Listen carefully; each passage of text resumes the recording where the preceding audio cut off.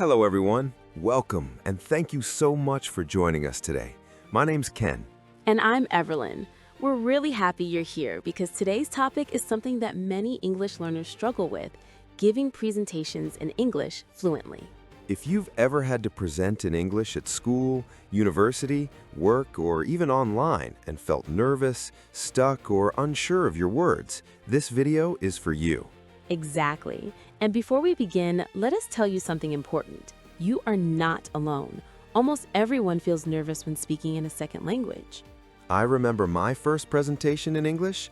I had prepared my slides perfectly, but when I stood in front of the audience, my mind went completely blank. I can relate to that so much. For me, my biggest fear was pronunciation. I kept thinking, what if I say this word wrong? That fear made me speak faster and faster. And when we speak too fast, we actually make more mistakes.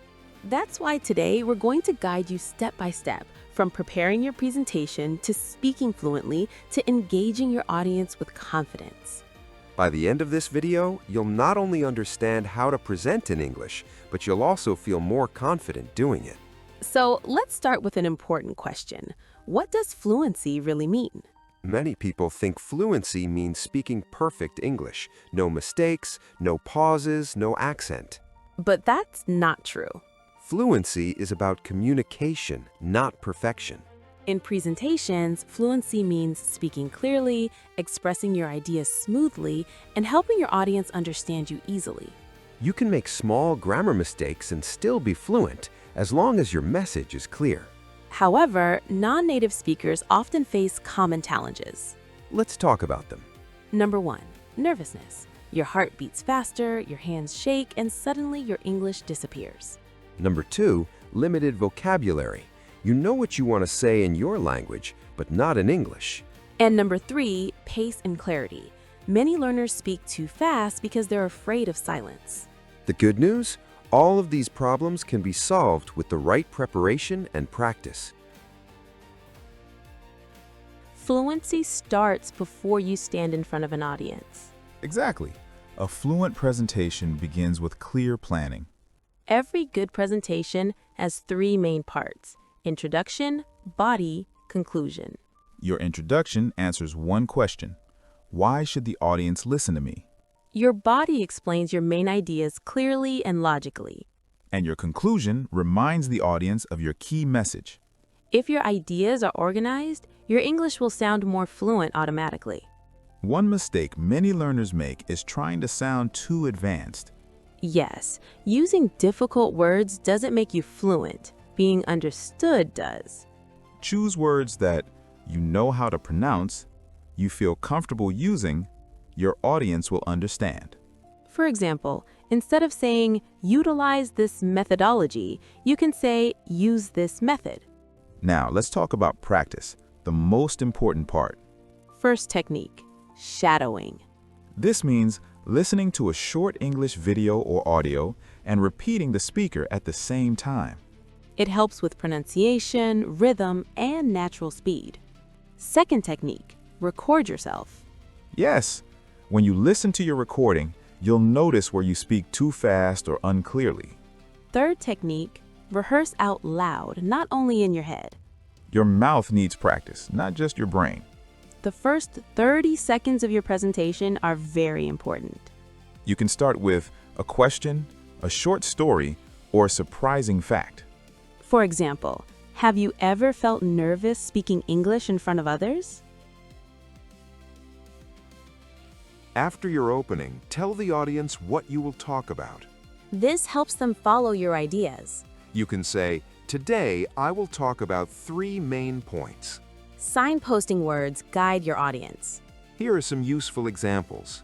Firstly, next, in addition, however, finally. They give you time to think and help your speech flow naturally. Let's focus on how you speak. Rule number 1, slow down. Speaking slowly makes you sound more confident and fluent.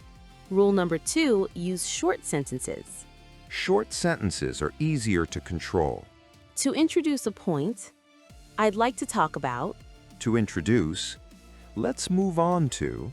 To ask questions, What do you think about? To summarize, to sum up, to sum up. Fluency is not only about words. Your body language sends messages too. Stand straight, relax your shoulders. Make eye contact with different people in the room. Use natural hand gestures. Not too much, not too little. Your voice is powerful. Use pauses. Silence is okay. Change your tone to show important points.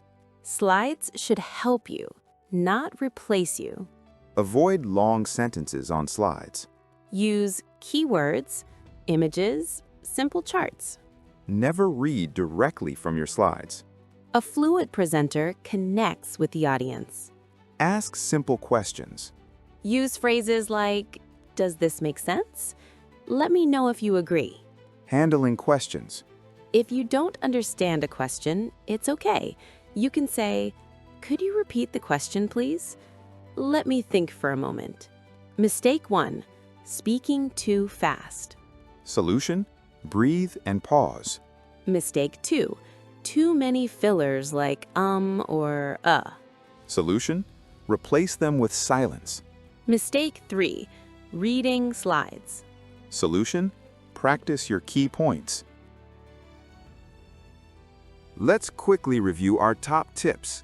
1, prepare clearly. 2. Use simple language. 3, practice out loud. 4. Slow down. 5, structure your ideas. 6. Use signposting words. 7, control your voice. 8. Use body language. 9, engage your audience.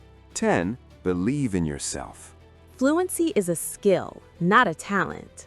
The more you practice, the more confident you become. Start small. Practice every day. And remember, your message matters more than perfect English. Thank you for watching. Keep practicing, keep improving, and don't forget to share your progress and subscribe for more helpful lessons.